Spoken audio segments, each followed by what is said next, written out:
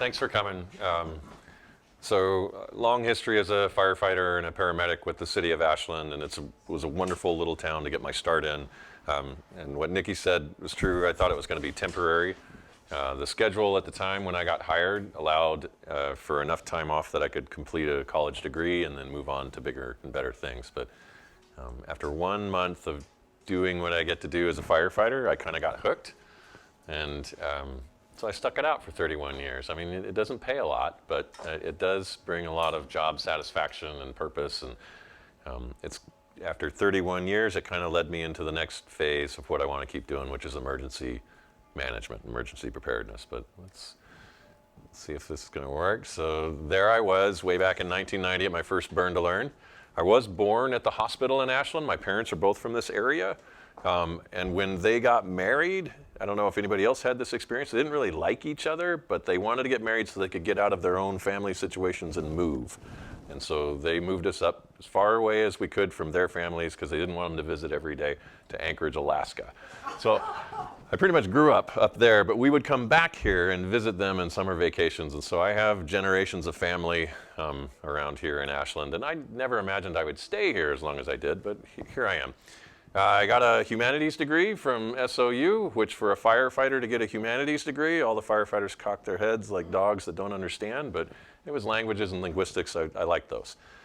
I was the first on scene of the Almeda Fire, which I think anyone who's been in the valley for more than a few years has their own experience and possibly their own trauma from it. And that evens the playing field for all of us because it is our shared trauma.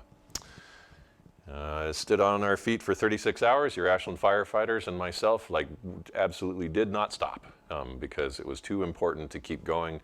I'll tell you, I don't know if anybody's aware, did you know that there were 13 other major conflagration fires going on at the same time that the Almeda Fire was going on in the state of Oregon?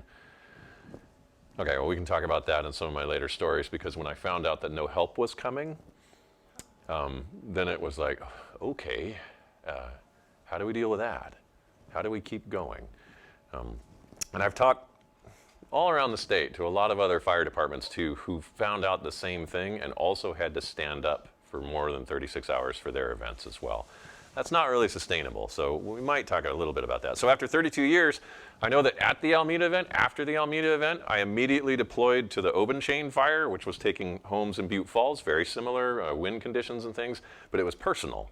Like, I don't like that the fire is taking all those things. I don't like what happened to Ashland, Talent, Phoenix.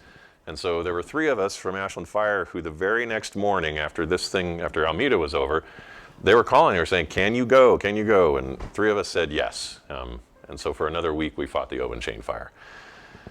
And I knew during that fire that what we were doing as firefighters wasn't enough, that there needed to be a more coordinated response from all agencies, from state agencies that needed to help coordinate, city agencies that could help coordinate. They didn't have to be firefighters or cops, but they needed to support those efforts, and citizens as well. And that's kind of what I stepped into as an emergency manager, is to try to help bridge those gaps. I do have 2 amazing, complicated daughters. I don't totally understand them. I'm just glad they let me hang out with them now and then. And then, for some reason, my friend thought it would be funny to say that I'm more than just a Sagittarius that likes long walks on the beach. All right, so back in the 90s, we had a fire chief here locally, a great man named Keith Woodley. And one day when I was a young firefighter that was just thrilled to go on 911 calls, because early in your career, typically you are thrilled to go on 911 calls, we had just done 3 back-to-back calls. We never quite stopped. And when we got back, I was like, man, we did this and this and this. And when we were running those calls, there was nobody left for the next 911 call. And Keith looks at me, Chief Woodley looks at me, and he says, that's great, Cal, that you had such a time running those calls, but who's minding the store? And I didn't totally understand it, but what he was talking about was that support system, like who's taking care of the rest of the citizens, who's taking care of the city employees and the infrastructure that's going on, especially when things get big. So I needed to try to answer that. When all the responders are responding, who's left? That's what he's asking. Who's left to try to help anyone? The Almeda Fire was 36 straight hours and then into the Aubenchain, which was a week and a couple of days. what we're finding is that our incidents, they're escalating, they're becoming campaigns, they're becoming days long, weeks long, and so we have to find a way to sustain that effort. Some of the things that we're going to talk about tonight is how you as a citizen can help yourself and help your friends and neighbors. I'm going to pump the brakes just for a second, because as I talk about these things, I'm aware that I've got 31 years of regulating myself to be able to be like, you know what, this is going to be hard, this is scary, but we're going to do something about it. But not everybody has that kind of experience. So some of the things as we talk about them tonight, if you feel your anxiety come up, we can slow it down a little bit because it's real. We're living in a time now where Mother Nature is way better than we are at doing the things.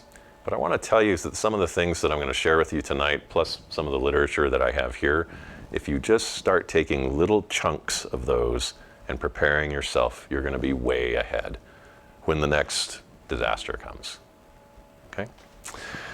So 911 isn't enough, and I've got a demonstration that you might help me with so I can show you what happens when 911 calls come in here locally and how fast things can escalate. And it'll just give, like, I'm an experiential learner, so maybe you'll help me out with it. And then, so finally, we're gonna, what can I do as a citizen? And I'm gonna give you 3 things and something I call playing the long game. At a regular fire, and there's all these rules and regulations in the fire service, and so I'm giving just a quick pictorial demonstration. The National Fire Protection Agency sets standards for how many people should go to just what we would call a room and contents structure fire. It's a 2-story home, kind of a craftsman style, but it's what most people think of in the fire service as like, yep, this is our bread and butter, these are the fires we go to. So the National Fire Protection Agency says there should be, this is very small writing, but 15 people required at just a room and contents fire to do all the jobs that need to be done safely so that, people get out alive and firefighters get out alive too. Has anybody heard of this before or read this before? Okay. So it's a standard, it's something that all communities struggle with, except for big communities, because they've got lots of firefighters, lots of them. Your Ashland Fire Department, well, what do we have? Your Ashland Fire Department staffing capacity is 8. Back when I started in 1990, it was 6. And when we took over the ambulance service in 1996, it became 7. And so since the mid-90s, your minimum staffing in Ashland for your fire department, which also runs your EMS calls, your 911 medical calls, is 8. Now in that time, I put red X's. I'm great at this. I put red X's over how many people we don't have just to do the NFPA's recommended staffing to keep people safe. And one of the things you'll keep hearing me say is you got to do what you can with what you have where you're at. And Theodore Roosevelt said that years and years ago, and it's the same thing that I faced as a responder when I was working as a responder. It's the same thing that we faced in the Almeda event. We just did what we could with what we had, and we still lost, but we won a lot of things too. So we've got 8, and then for a typical fire, then I won't go into the tactics and stuff, but that's about as good as Ashland's able to deliver, and that's if this 8 is not already out on other calls.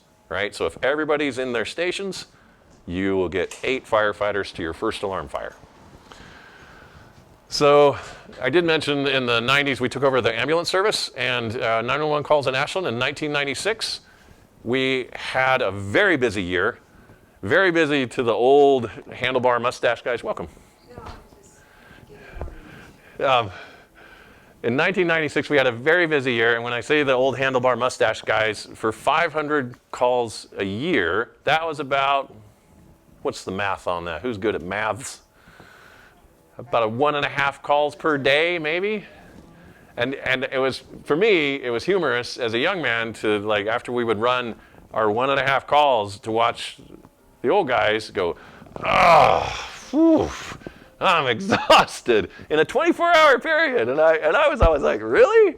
Like, huh. So let's fast forward to 2023. Now we're over 5,500 calls a year. That is a normal average of about 15 per 24-hour period. And what I can tell you is that we are regularly achieving 25 calls, for 24 hours, 30 calls for 24 hours. And that's with a staff of 8 people on duty all the time. It's why you always hear fire chiefs saying, we need more people. Okay, yeah, we probably do. So here's a quick responder activity. I hope it's okay that it's not deputizing because those are cops, but I'm gonna enroll you as our fire department team. Let's see, how about you in the front here? Could you be the battalion chief for a little bit for us? Yeah, so stand up for us here real quick. And then I need an ambulance crew, so could you guys stand up and be my ambulance crew? And then engine company in the back row there, stand up. And Avram, would you be the captain for our engine company? Thank you very much. And then finally, is it all right if I use both of you here to be our Station 2 crew? Yeah, so go ahead and stand up for me. Yeah, no, you're gonna do great. Firefighters always do great. I need you to stand up because you guys are part of the Station 2 crew. Typically on a day of 8, when we have 8 people, there's only 2 firefighters out at this station. It's usually a captain and an engineer because you need somebody that's wearing a captain's badge sometimes at other fires and things too. So there's only 2 people. And BC, Battalion Chief, what's your name? Suzanne. Battalion Chief Suzanne is the boss of both stations. Now, Avram, you're the captain of Station 1. And what was your name? Naomi. And Naomi, you're the captain of Station 2. And so you two control your stations. You control the people in them. Avram, you've got your ambulance company, and then you've got your engineer and your firefighter there. They're with you on the engine all the time. You guys are on the box, call the ambulance, the box all the time. You're running lots of calls. These people, sorry, what was it, Lori? Naomi. Naomi's, pardon me. And what was your name? Yehudi. That is a beautiful name. Can you say that one more time for me? Yehudi. Yehudit. Did I say that right? Yeah. Yehudit. Okay. You two are co-staffing an engine and an ambulance. So whatever call comes in, if it's your call, your station, if it's a medical call, you abandon the engine, you jump on the ambulance and you go. If it's a fire call or a fire type call, you grab your stuff off the ambulance and you jump in the engine and you go. 9 times out of 10, 10 times out of 10, it's a medical call, so you're almost always on an ambulance. All right, so this is the crew. Suzanne, BC Suzanne. During the day, we're gonna get at least 15 calls. We're probably gonna get closer to 22, 23 calls. And the first call that comes in is a cardiac arrest. Now that's almost an all hands on deck thing. So the ambulance is gonna go, yeah. So these 2 guys go, so go ahead and sit down. I know CPR. Perfect, good, that's a good medic. Now, because at a cardiac arrest, if you think about scenes in a hospital, if there's a cardiac arrest, there's a whole team of people. There's not just 2 people that go. So you need to send the engine company from Station 1 as well, because there's going to be somebody to do the ECG monitor, to start the IV, to drop the medications, to do CPR for as long as you can until someone switches out. So engine company, you guys are going to go too, so go ahead and sit down. Now in the City of Ashland, there's BC Suzanne left, and the crew from Station 2. Now because calls almost happen simultaneously too, we got the cardiac arrest call, now another call comes in. It's a fall victim on the south end of town. Fall victim, it doesn't sound super serious, the dispatchers do a good job. So why don't you send your ambulance crew to go figure that one out. Okay, so you guys can just sit down. Good. All right, good job, BC. See, look, you got 2. We need more help. Oh, come on, BC. It's only your 4th overtime shift. You're fine. Oh, another call just came in. And now this one's a structure fire. So those guys are busy. You can't leave your patient, Avram. You gotta stay. You gotta stay and take care of him and then take care of the family and then, make arrangements to do the other things. You are bound to go to there. It's you. So you're gonna go to the structure fire call. And you're gonna at least be able to size it up. Now the next engine coming from Talent is about 15 minutes away. The next engine past Talent is 20 minutes away. So you might get an engine in the next 15 minutes. I know. If any other calls come in, and they're all important, all 911 calls are super important. You get somebody with diabetic problems, you get someone else that falls down, like they happen one after another, there's nobody left. So what are we going to do about that? Okay, thanks. Go ahead and sit down. All right, so now you've done the activity. You can see what Ashland Fire has been working with for several decades. And Battalion Chief's job is pretty stressful because you're trying to save every call that comes in. All right. Question. Yes, ma'am. I don't get, why is the fire department becoming like EMTs? Because firefighters do everything. So here's the thing. In the 80s, they figured out that there weren't that many fires happening. And so there were all these firefighters, and they were like, wow, firefighters, if you call them to do anything, they'll do anything. And so they started training people to be EMTs, because that's what 911 needs, is EMTs. And so then you would cross-train your firefighters to be EMTs, because you can't just have an EMT and then have a firefighter, because they need to be good at both. But then when there's a fire, what happens to all the people who are, you know, having their own personal emergencies? They drop dead? So part of the point of this and this demonstration is to say that 911 isn't going to be enough. And what you need to be doing now is getting yourself in order and been preparing for things. And that's kind of my demo there. I lived with that for 3 decades in the fire service, and I had to try to solve that puzzle. And we can solve it. All right, so did the standing demonstration. I have, yes, sir. How come none of us know this? I mean, that is a significant shift from 500 calls a year to 5,500. Yeah. What is that? And we're not even aware of that. How is that possible?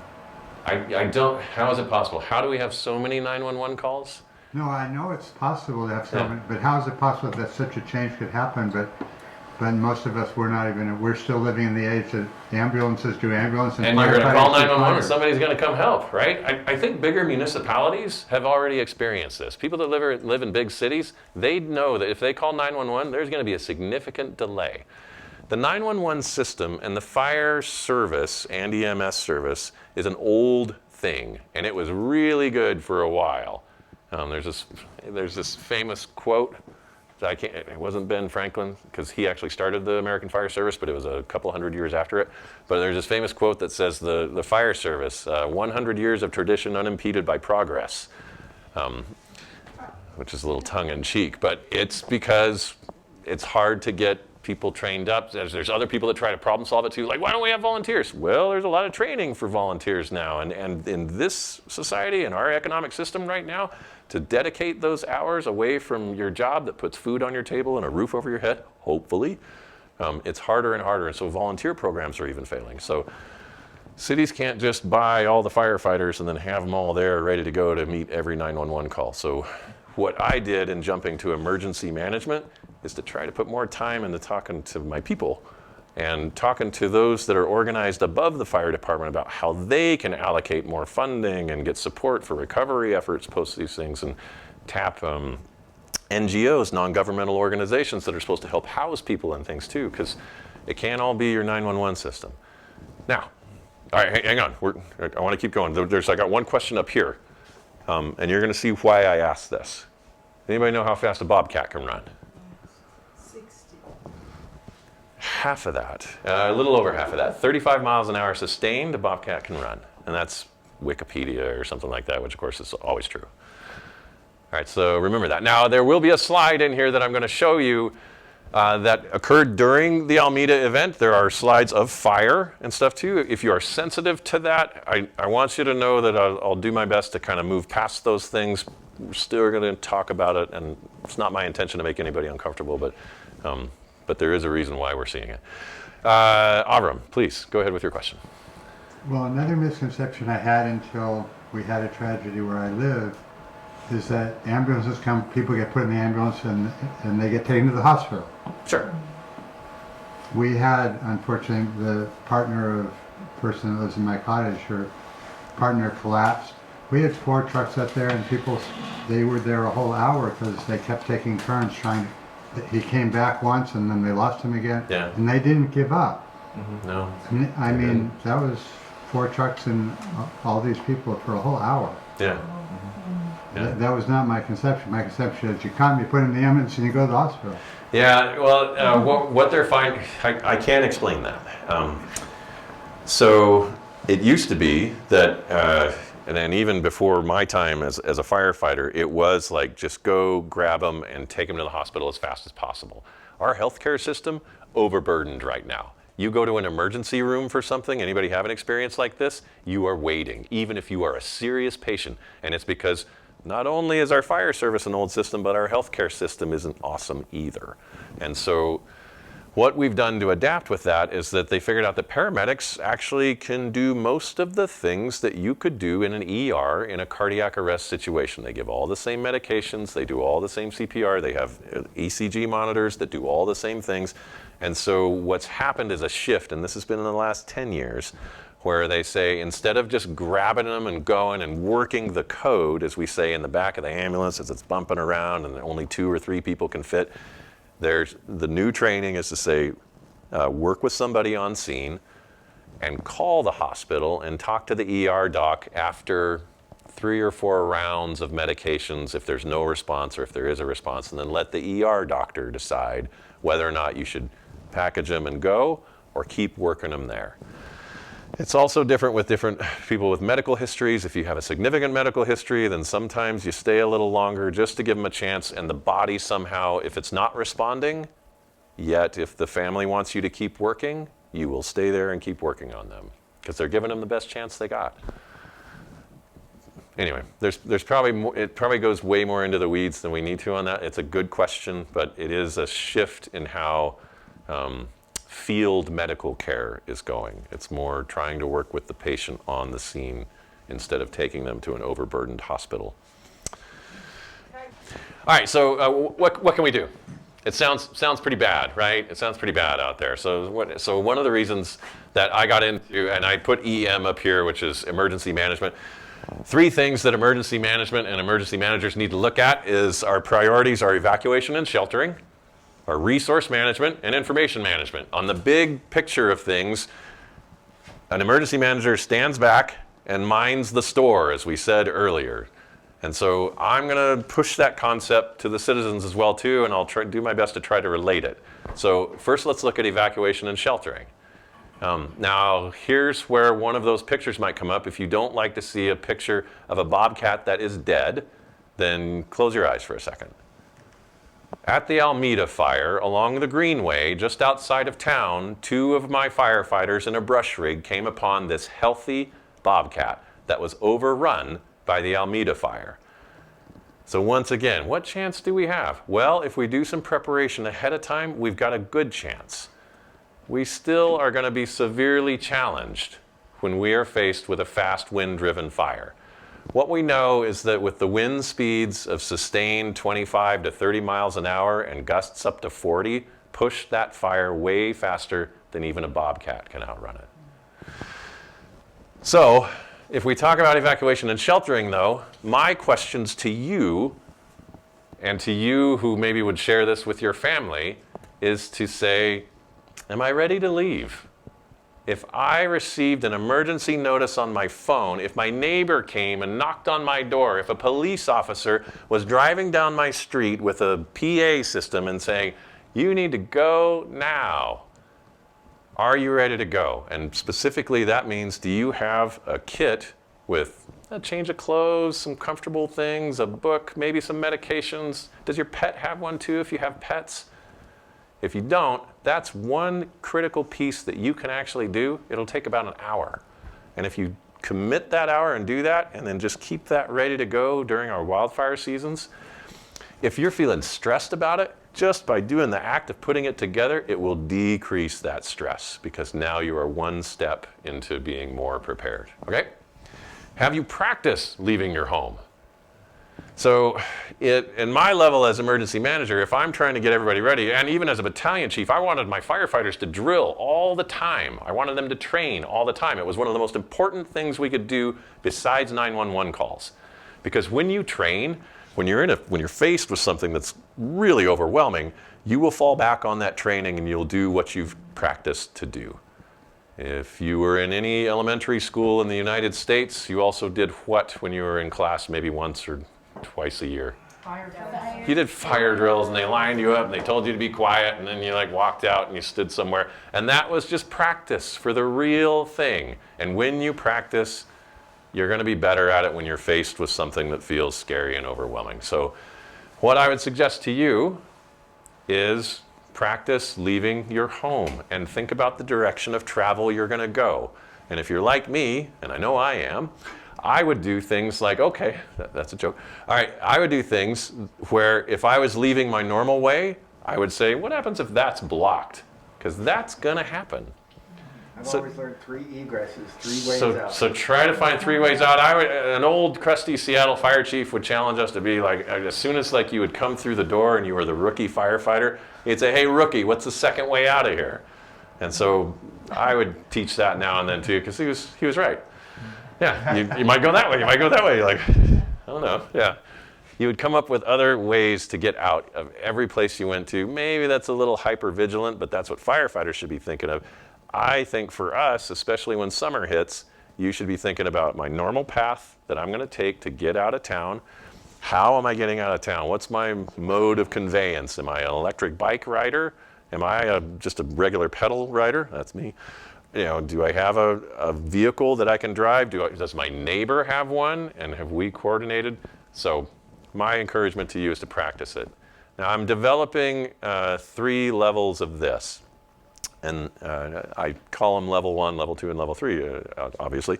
Level 1 is practicing receiving a message that it's time to go, starting a timer, and seeing how long it takes you to gather your important things that hopefully you've done ahead of time, put them into your vehicle or go to your neighbor's place, who they might have a vehicle that you're going to go. How long does it take you to get from there to there and stop the timer? And then just see for yourself.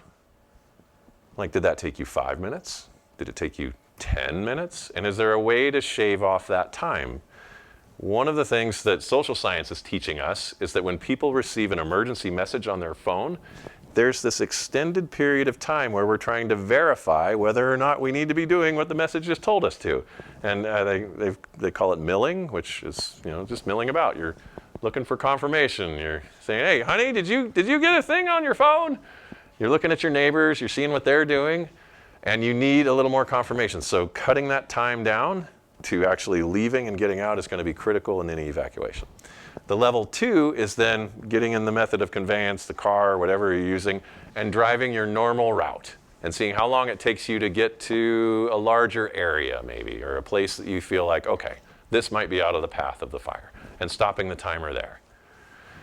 Level 3, that's going to be a big one. I'm pushing for next year in April of 2025, because we have all these great evacuation zones that we created in Ashland, is to actually have a test of this system and seeing if we can get evacuation zones to try to empty themselves. As many people as will participate, just to get an idea of where our pinch points would be on our routes, to get some feedback from citizens on like, well, this worked, but this didn't work, and then see if we can improve our plan. So level 1's done, and I don't think I brought any level 1s, but I can get them out to you if you want them. Yeah. Is it? Oh, wait, we're not supposed to do questions? Yeah. They're so strict here. No. Okay. All right. And then, so the third thing, we're talking about evacuation and sheltering. Are you ready to leave? Do you have your go kits? Have you practiced? Train ahead of time, super important. And then where will you go?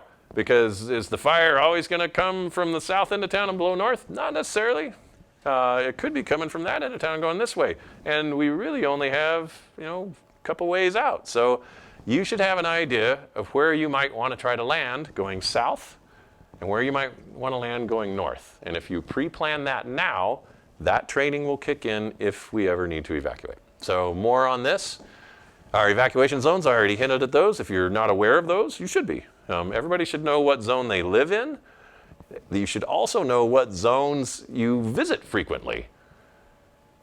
Because again, if we could predict where the fire is going to go, that would be great. We could schedule it ahead of time, and we could just be like, hey, everybody in zone 9 at 2 o'clock today, let's make sure you get out of the way because there's going to be fire. But we can't. So again, I'm pushing a little more public education. Figure out where you're at in town.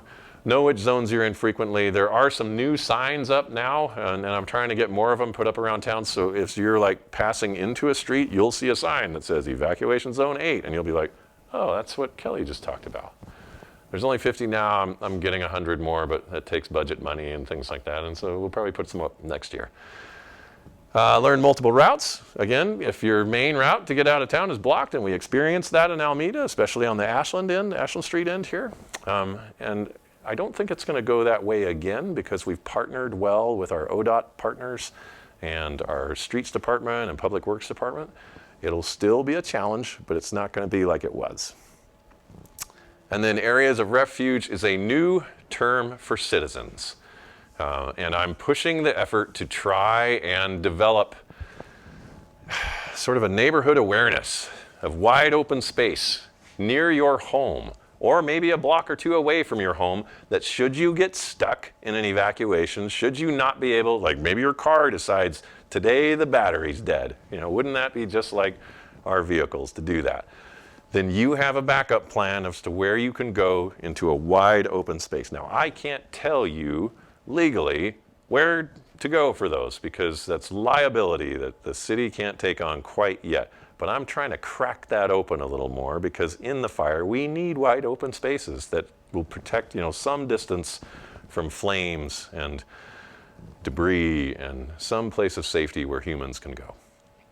So, areas of refuge, you can investigate your own neighborhoods. You can look around town and go, you know what, there's not a lot of trees in this area. I could probably go here. Think about that. I have a link to a new public service announcement that we just put out in partnership with SOU, and it talks about the Know Your Zone and the zone map. It kind of shows you how to get into it. It's got some narration and some good little images in there. It is on the city webpage, the Ashland City webpage, and it's only a minute long, which I told them it can only be a minute long because my attention span doesn't go that far anymore. But it's got good information in it. It teaches you about the zones. It shows you the zone signs and then tells you where you can get more. Let's keep going. The second thing that I talked about besides evacuations and sheltering is now resource management. So in my field, resource management is I'm trying to support the responders that are out there by getting them more fire trucks, more support, more food, more shelter. And I'm trying to support the citizens. I'm giving them evacuation shelters to go to. I'm coordinating with NGOs to get food and safety equipment. For you, resource management means go kits for you. Make your go kits. What a good idea. Make them for each family member. Some family members have special needs or have things that they're going to want, and they should be able to put their things in a bag and be ready to go with your go kit. And of course your pets, they're family members too. So a little extra food, if they're on medicines, a couple of extra bottles of their, or containers with some extra pills in them for if you give your cats things. And then this right here was put out by the Oregon Department of Emergency Management, and it's a evacuation checklist. I've got a bunch of them over here. They just updated it like 6 months ago because the state is getting their act together, and they've got some good people that are pushing efforts that are now trickling down to us, municipalities, and so I'm making sure we've got them available because those checklists, if you are scared of this, they give you the things to do, and if you can start checking those things off, I promise you, you will feel better. Okay. Other things that you should be doing, keep your vehicle ready to go. So if it's been 5 or 6 years since your battery was replaced, drive it up to Les Schwab and have them take a look at it, at least. Or your favorite mechanic, hopefully you have a mechanic that you can trust. And then they'll tell you, yeah, it's about 4 or 5 years old. It's probably going to have the biscuit at some point. Something my grandma used to say. Make sure that you got at least a half a tank of fuel all the time. Don't let it drain down to zero. Don't be a quarter of a tank because as you're trying to evacuate, there is a chance that, you could freak out, but the person in front of you could freak out too, and they might be driving really slow, or they might stop, and you have to just sit there and wait. You want to be able to sustain, at least 100 miles or so, which means a few hours of being able to drive. The recommendation of what happens if it passes your area, your home's still there, but now a lot of the infrastructure is broken, water lines, electrical, things like that. The recommendation used to be 72 hours ready. Be ready for 72 hours of no water, no heat. Prepare yourself for that. And now the state's gone and said, no, you should be 2 weeks ready. You should really be ready for that. And I start thinking back to my grandparents' generation of waste not, want not. You know, they had full pantries and they were stocked and ready to go. It kind of feels like we need to get back to that. So, do you want to hear a story about Almeda? So again, it's our collective trauma, and it was that for our side of the fence too, for the responder side. So we saw things in Almeda that we had never experienced before, and I thought we were pretty good at what we did. There's this thing in the fire service called RPDM, and the military came up with it. It's rapid prime decision making, and for the generation that remembers slide trays and slides, it was a conceptual idea about if you have an experience of something, that's a slide that goes in your slide tray. And then when you go to see this new thing, and if you're military or you're a firefighter, you're going to an incident. If you go to this new incident or this new thing, you look at the slides, you hold them up to see which one is the most similar, and then you decide, yep, that's the one that's similar, then I do that. It's a simple concept. It's not always accurate, but so one of my friends who I worked with for a long time, his name's Captain Foss, he's on an engine in Talent. And he tells me, he's like, you know, we had this thing happen, and I didn't have a slide for it. And I'm like, all right, Cap, tell me all about it. And he said, so, well, first, the water system in Talent failed. We hadn't seen that before, and if we have time, I'll tell you all about a story about how we tried to come up with a way to save the rest of Talent without water. So it's the second story here. He's at a row of condominiums. This is the row of condominiums that's going up. The wind is blowing this way, and it's going to eat this other section of condominiums. Those were not involved in fire yet, but my captain on my engine had an engineer and a firefighter. They had 3 people. So the engineer, they're going to get the water supply, and they're going to make sure that the hoses can be fed water, and then my captain and his firefighter are setting up 2 hose lines to try to defend an entire row of condominiums. And across the street, there's a big wall of flame, but they figure they can keep the condos wet. That's what you do to protect an exposure. You keep it wet. And as long as they don't use too much water, because there's not a lot coming out of the water system, they're pretty sure they can get a save on it, even with the wind and fire pushing as fast as it could. They can't save the other ones, by the way. There's not enough water, just in case you're wondering. Those are gone. So they're going to burn to the ground. They're thinking they can save the unburned ones. And as he's standing there and he's thinking, okay, yeah, this might work, he starts hearing explosions. Kaboom, kaboom. But it's on the other side of the unburned structure. And so these condos, they have like a front window that goes all the way through the back to a sliding glass door. And then he kind of looks through one of them, and he can see through the window and then back through the glass door that looks like there's fire somewhere on the back of the building.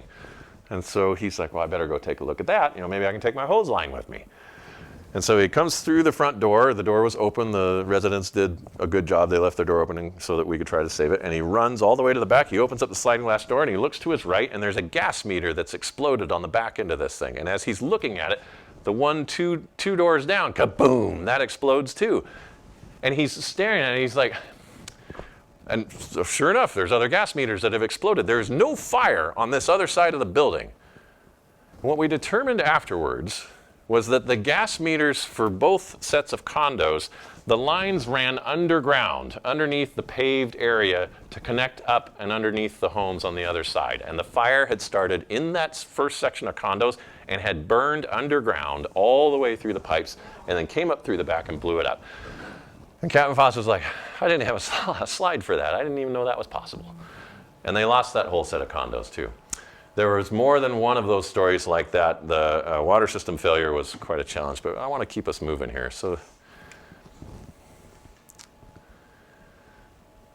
the most important things is take care of your vehicle, get your go kits ready to go, get them ready for your family members. Think 2 weeks out.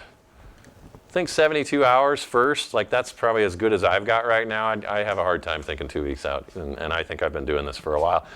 Information management is the next thing. As an emergency manager, I'm trying to get good information out. I'm trying to get good information up and bring it down so that I can give it out to citizens. I'm also trying to help the agencies that are supporting the responders to get them the information. I'm working with public information officers that are supposed to be doing news releases just to get the best information out possible, right?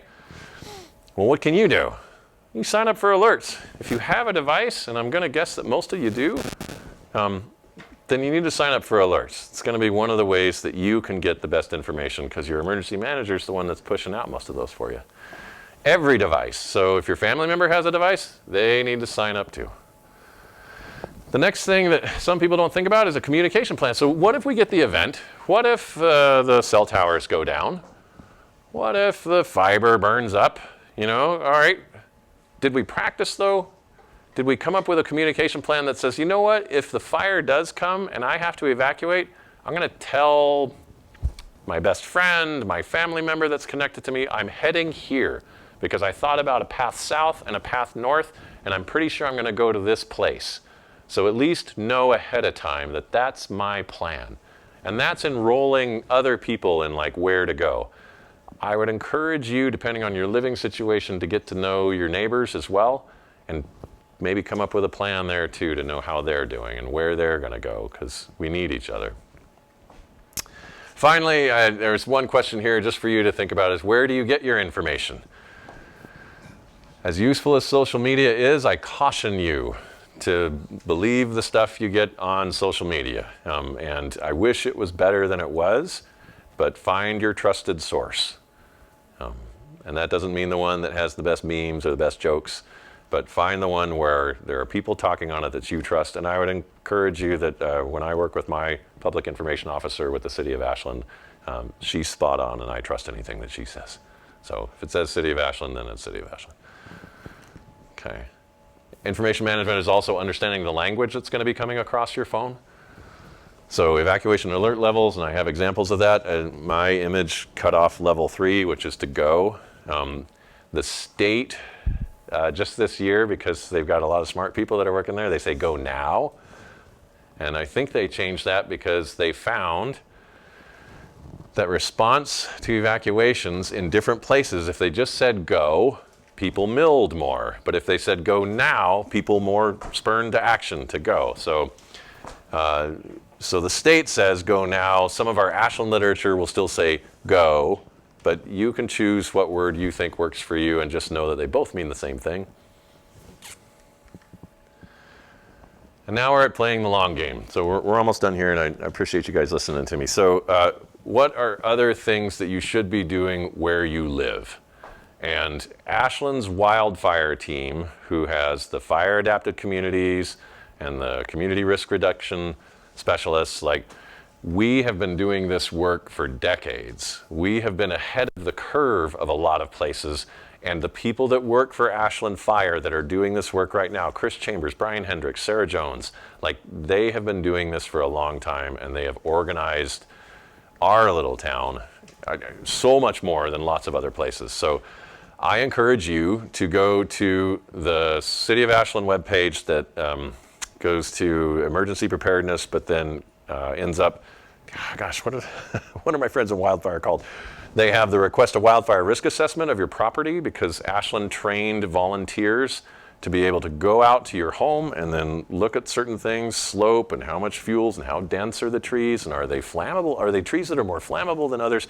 And then give you a little rating and then give you a list of things like, if you can find ways to get these things done and remove remove bark dust away from your home, keep about 5 feet of space between plants and your structure all the way around, even those plants you love, just replant them a little further away. It's going to save your home if you do that. And then Smokewise Ashland was also a project that Sarah Jones started on a federal grant to try to give us a web interface for how we deal with smoke in the valley, because smoke's a deal. So a lot of people look over our shoulders because all the work that Sarah did to get us up to speed and then to give us resources, and she got other grants for air purifiers and stuff, and you could sign up for an air purifier program. If you can't afford it, there is money out there that can get you one, and we can only do so much. We have only so much capacity to handle that in Ashland, but we have it. So I encourage you to go talk to them. And then reducing your wildfire risk, there's some great links on there.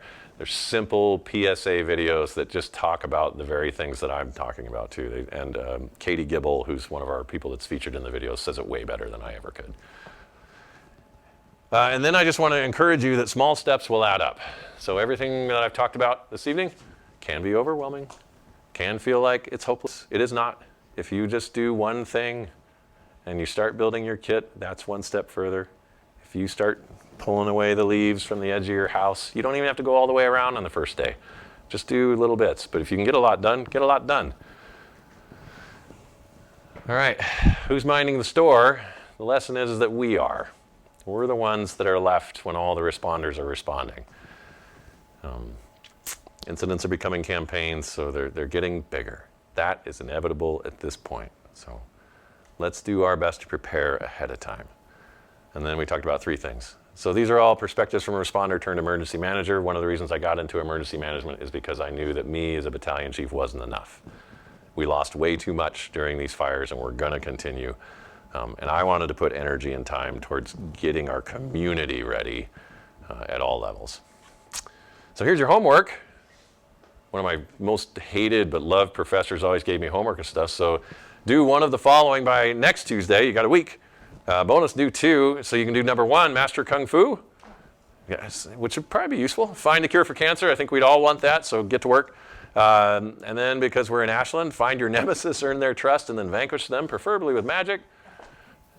I don't know, I thought that was one of my favorites. And then number 4, make your own evacuation plan and practice it. Actually practice it. And number 5, put together a to-go kit and keep it handy.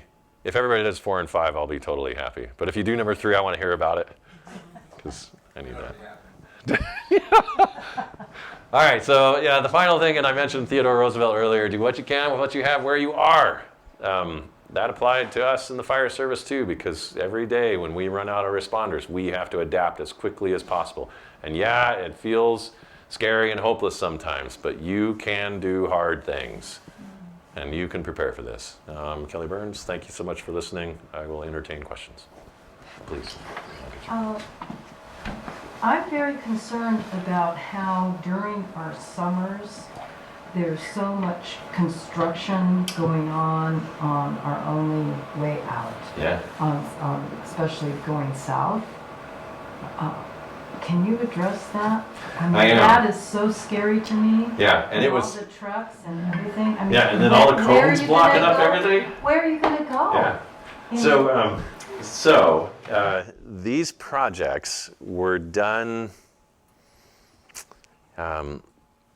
with. Last year we were behind the 8 ball for sure, right? The city had, hired a contractor. ODOT had hired contractors to do the things, and they hadn't necessarily planned for keeping our evacuation routes open. And because the fellows that work for ODOT, many of them that are still working, worked through the Almeda event, when the emergency manager came to them and said, you know what, this sucks. We need to do something about this. And so we ended up enrolling the contractors that were working, ODOT and city streets, and we formed our evacuation task force. And I said, okay, solve the problem. If we have the fire today, we need as much drivable space as possible. How's that going to work? And the contractors all said, okay. So they all started working on a plan.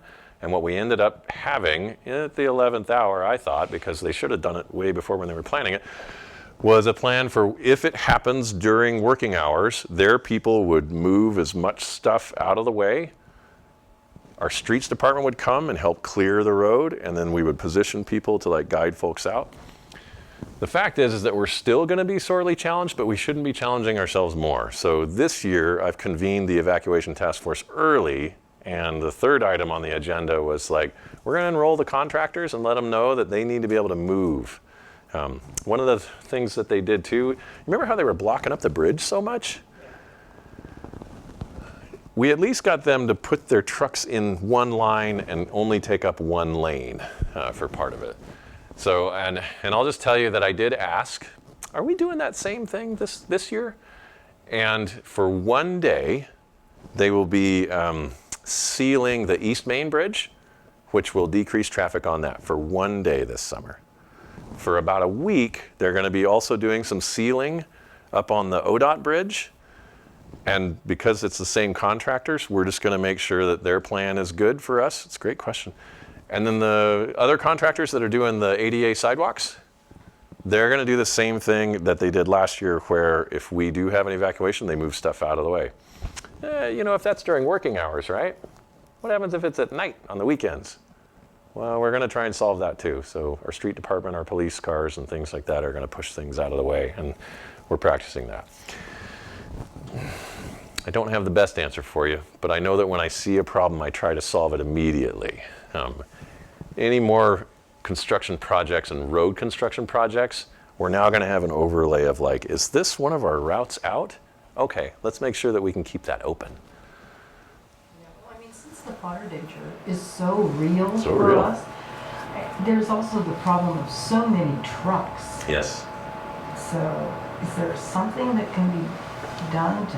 Most of our trucks come from I-5, right? Mm-hmm. If there's an evacuation, ODOT has a sequence of events that they're doing to make sure that the trucks don't come into Ashland.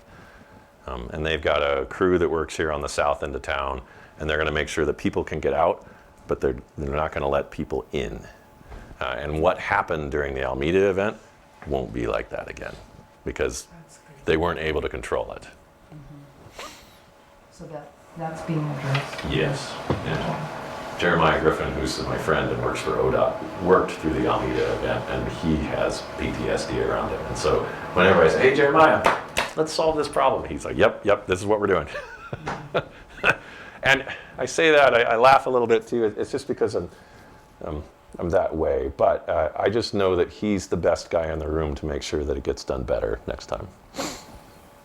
You had a question, Suzanne, and then I'll go to Yeah, we did. So I've always looked wherever I move to try to find out. try to find your way out. And so forth. Except I was on Timberlake and they go, well, that's not Ashland. That's like Talent or somewhere. Yeah. And I'm like, well, there's only one road up. Yep. So what happens if there's a fire in the middle? Yeah. And evidently there is a road that goes to Tolman Creek, but it's on private property. Mm. But, you know, I go, oh well. I mean, I'm sure that it would open so that you could get out. Yeah. But now I'm over in Zone 6 on Lower Clay between Ashland and Maine. Mm-hmm. And I've asked this question before at the SmokeWise thing. So you say, you know, do your little training beforehand. Yeah, do the training before. The problem is, there are so many subdivisions on that one little area, Yeah. all having one road out. Mm-hmm. So I'm in a subdivision, and you've got hundreds of people That are all gonna. trying to get out one way, Mhm. and there's a whole bunch of them. Now, some of them will go down to Maine, some of them will go up to Ashland, but they're all gonna be. Trying to get out. So, and then now they even have one little tiny area that was, had horses, and it has a wetland thing. And now I hear that was sold, and it's gonna be another development. And I'm like, We have to continue that. So of How course. does- why does the city continue to allow all of this thing out, but how are we gonna get out? Yeah. I said, we're not gonna be able to get out of here. So first question was is that, you know, where you were at before, it seemed like there was only one way out, and then, you know, how can you identify those second ways out? Second one is then like, what are we gonna do when everybody's dumping out into the streets? And then they said, well, we won't know until it happens because you don't know where the fire's gonna be and you don't know the routes.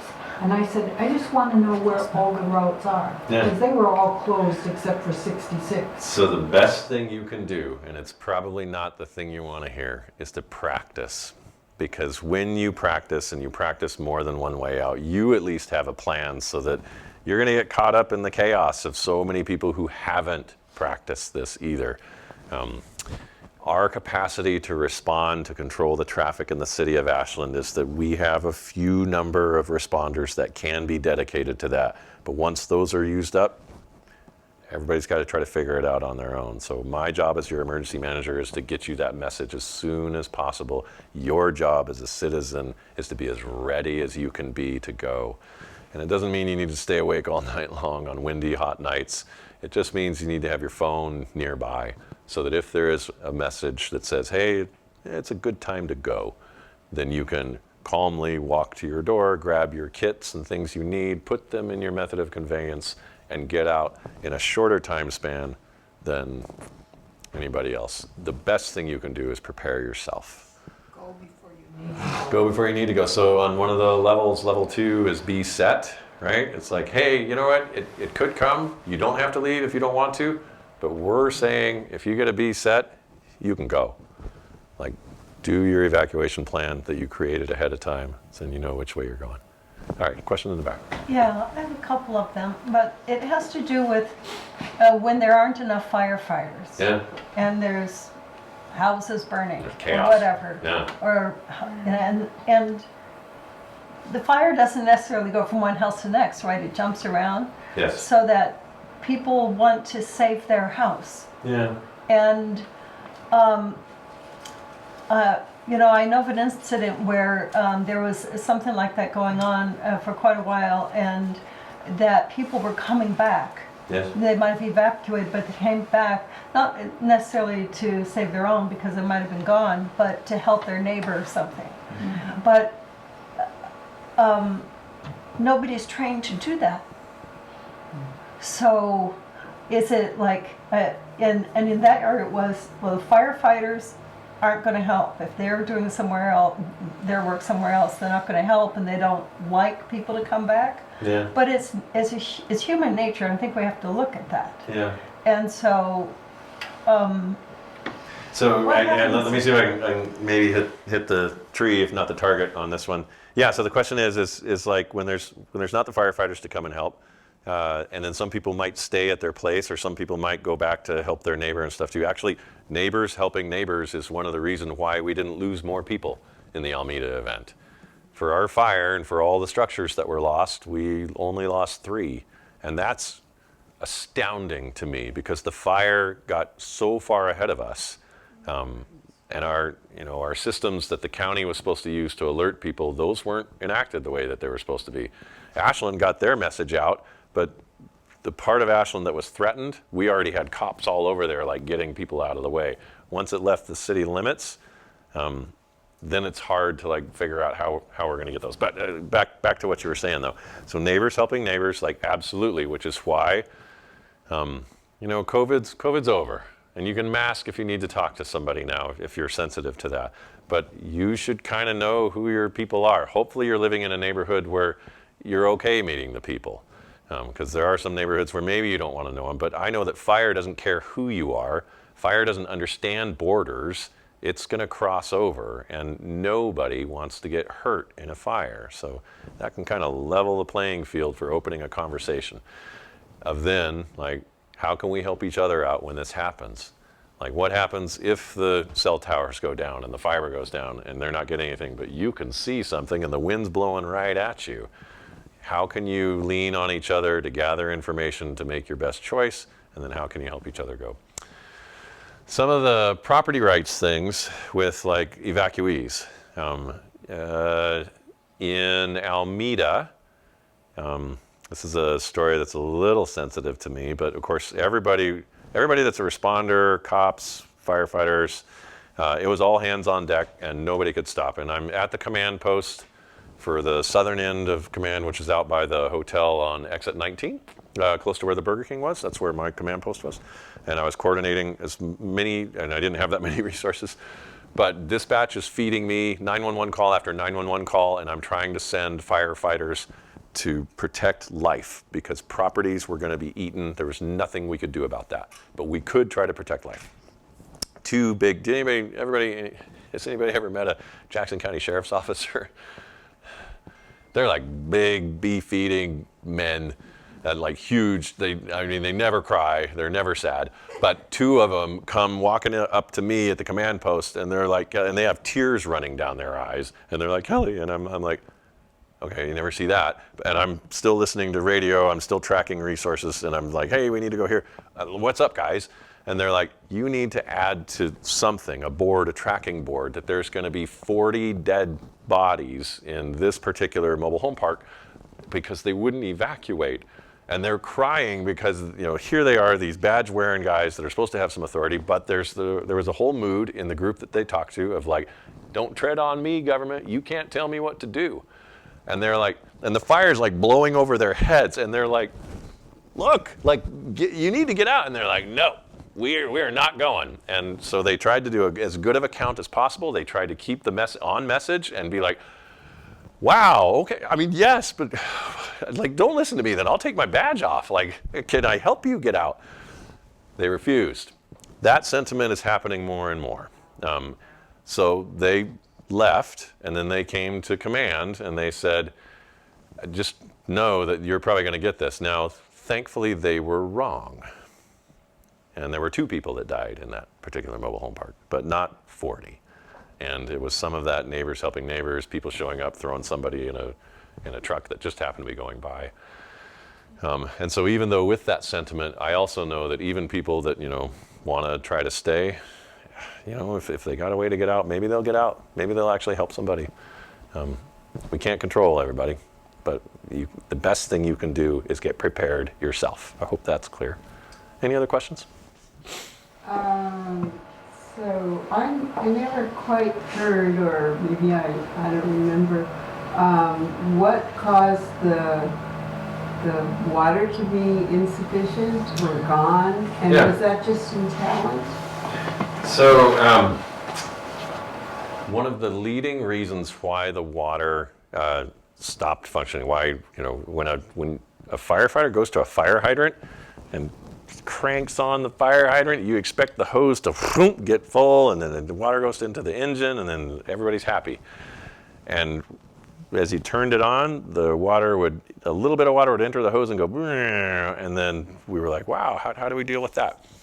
And in the early stages of the fire, as it was hitting Talent and burning through the mobile home parks, and there's lots of mobile homes, every single mobile home has a good water connection that goes up into it. And when the mobile home was consumed in fire, that water is free flowing.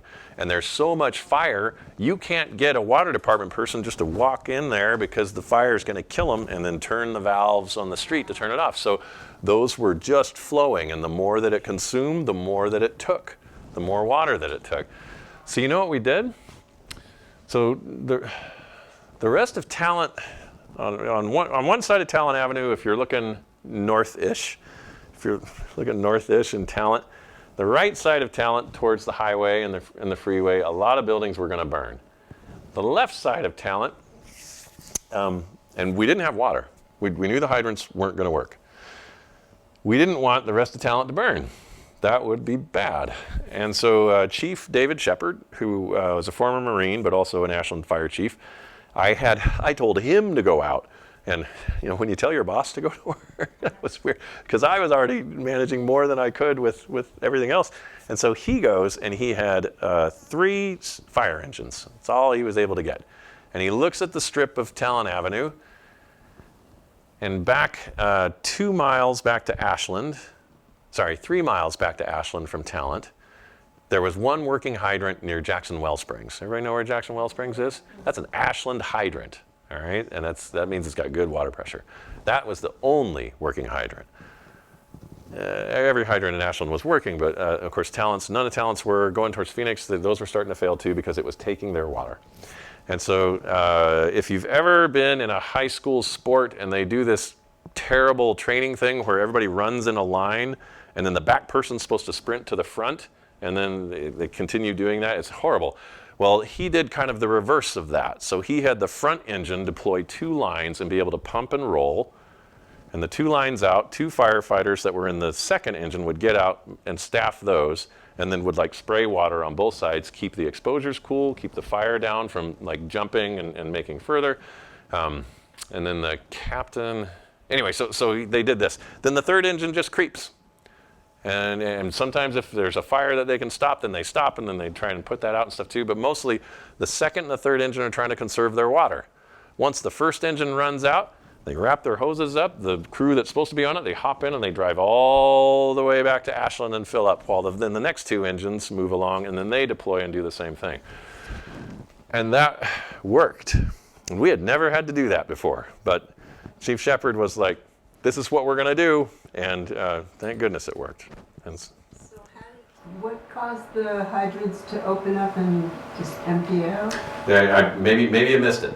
So every mobile home has a water source, right? They've got a water pipe that comes up into it. Those pipes are sometimes PVC, so they melt.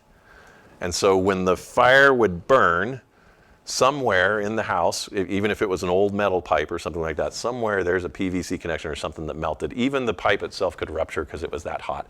And the water would free flow out. Does that make sense? Yeah. And so the more homes that burned, the more that happened and the more water was lost. And that's one of the main reasons why we didn't have water. That's the one I verified. Yeah. Prevent that. So municipalities that have water supplies, I would recommend, and I don't know if there's government money for this with grants, but putting in some other control valves underground somewhere that then you can actually pinch that off without sending somebody in to the neighborhood. Like maybe that's the way to do it, but I bet it's not cheap and I bet it's not easy, but do we need it? Yeah, we need it. We need it. Yeah. Is there a main shutoff for a mobile home park? Not necessarily, no.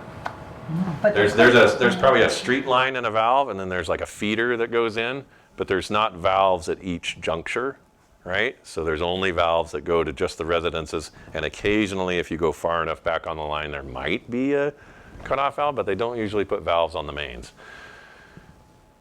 Anything else?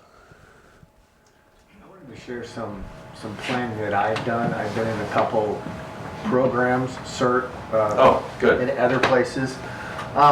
One of the things that's crossed my mind, let's set aside fire.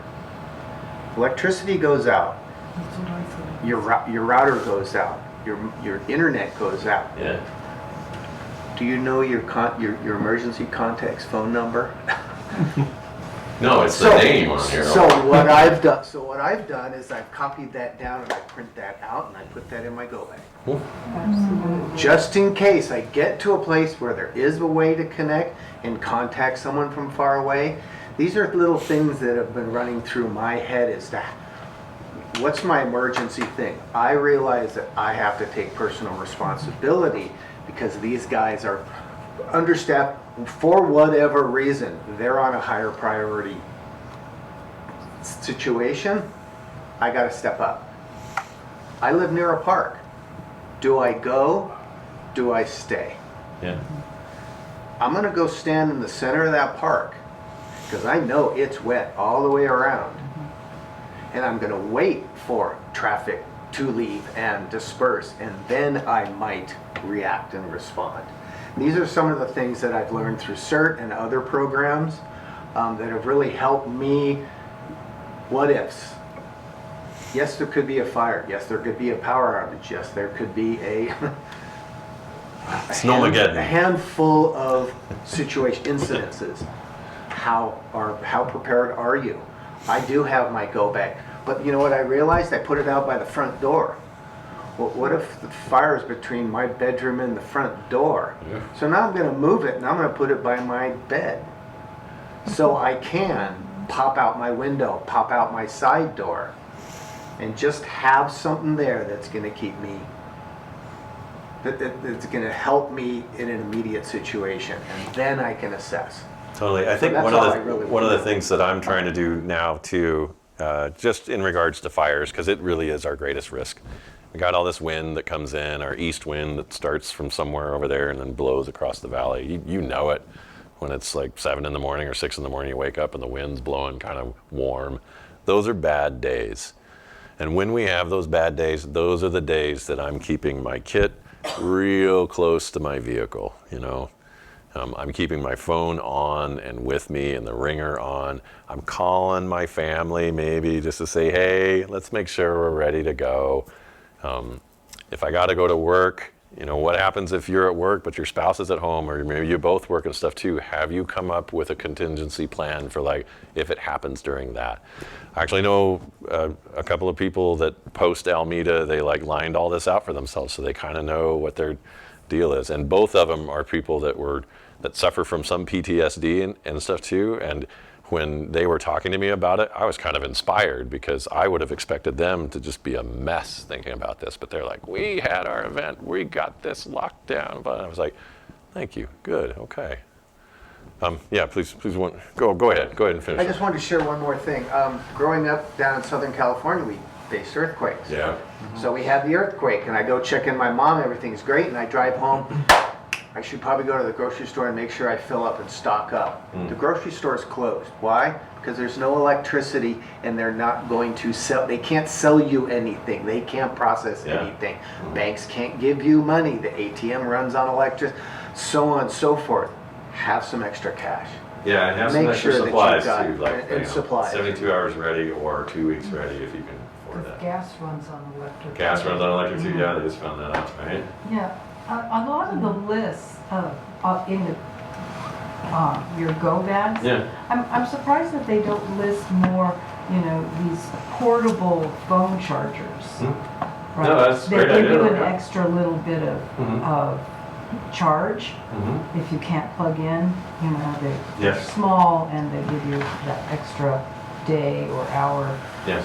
And those aren't listed usually. They should be. Yeah, right. They should be. Yes. I never quite figured out where you're supposed to evacuate to. I mean, is it like your neighborhood park or, the school playground, or what are these open spaces people are supposed to go to? That's for you to figure out. Like, I'm going to try to get you the right direction and say, like, hey, we got a fire coming from the south, evacuate north. And then that is up to you. Really? Yeah, I can't tell you to go to those places because there's liability with every place that's owned or every parking lot that's in a shopping center or every public park and stuff too. And yet I know that if human life needs to be saved, you can figure this out. Okay. Yeah. Now, if I remember correctly, like it was at Snakewise or something, so we were saying, okay, but where do we go around here? Huh? And they said, go to the cemetery. But I'm like, Yeah, you like just said, there's all these trees. There's a lot of trees All there. all these trees. So I would rule that out. I would just be like, yeah, maybe not the cemetery. Maybe not. It's very peaceful there in fall and it's nice, but it's probably not the best Have your evacuation. shoes and a flashlight by your bed. Okay, sure. Yeah, no problem. So the blackberries were like a fuse. What has the city done about the blackberries along Bear Creek? I don't know. You don't know? I think in areas that the city owns, the city is doing fuels reduction there, but Bear Creek is also owned by county resources, and they're the ones responsible for that. On personal property, those people are responsible for that. So it's a matter of talking to your county commissioners. If it's county land, it's a matter of talking to our city folks and saying, hey, this is in the city. Maybe we can get rid of these things. Yeah, and so some of the work gets done. Like just think of, I can think of Clay Street. That's, you got the Ashland overpass and you got Clay Street that curves right there. And there's a lot of work that's done every year to clear those blackberries out because the city owns that part. So they'll do it. But, along the railroad, those usually get a lot of blackberries there too. That's their property, that's their easement. And we've pushed back against them as a city with our decreased capacity, but because we know it's important, and every now and then they do what we ask them to. Yeah, that's a deal, right? Blackberries, they go up pretty quick. You had something?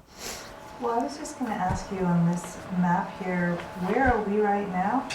Are we in zone 6? Yeah, we're in zone 6. Okay, and then, so where do people go? I'm new to Ashland. Yeah, so Just here's been here less than a year, so you just go to March and the exit April side. and May is your time to do a little exploration. And don't do it when it's like raining and pouring out and stuff too, but like just take a look around, find a couple blocks out and be like, oh, Ashland has so many like nice public places and things too. The evacuation map, I have hard copies of it here, but I recommend going to the Ashland City webpage and there's Emergency Preparedness has like a page that has like 6 blocks of really easy to read things, and one of them's the own map, and you can kind of look at your own address in it and zoom in on it. But it's time to Essentially, we would go to one of the exits to Yeah. I-5. Yeah. Get out of, but what if I-5 is blocked? if I-5 is blocked, then I yeah, think then we want to get out of Ashland. there's Highway 99. There's only a few ways out, and so you need to learn them and you need to practice it. And then if your routes are blocked, then that's where I'm like, well, did you think of some places that are nearby where you could kind of hold out for a while and not be underneath and around trees and things too? So The hunters. maybe the swimming pool, like Scuba gear. yeah, with tanks that last for A lot of days. people jumped into creeks and Ashland. All right, so a lot of things to think about. Yeah, and one last question. So, if we're going to an open space, Yeah. and let's say it's later in the summer, Yeah. and let's say there's some grass there and it's Sure. all dried out, should we be concerned about If it's that? low grass, like trimmed, like in a public park or something like that, you don't have Let's anything to say- worry about. But if it's tall grass, flashy fuels like that, that's what we call those can be dangerous. Yeah, If you have an ability to actually clear a space for yourself, wildland firefighters get to do this to try to protect themselves when they're compressed for time and a fire is going to burn them over. They have to try to clear some space for themselves. So yeah, avoid areas of lots of dry grass. Find other areas. Anything else? And we can't solve it all, and you should let your brain problem solve on some of this, and then give your spirit some time just to like chill on it, because it's not happening today. It may happen at some point, but any amount of preparation that you can do before our next fire season is going to help. Okay. Thanks, you guys.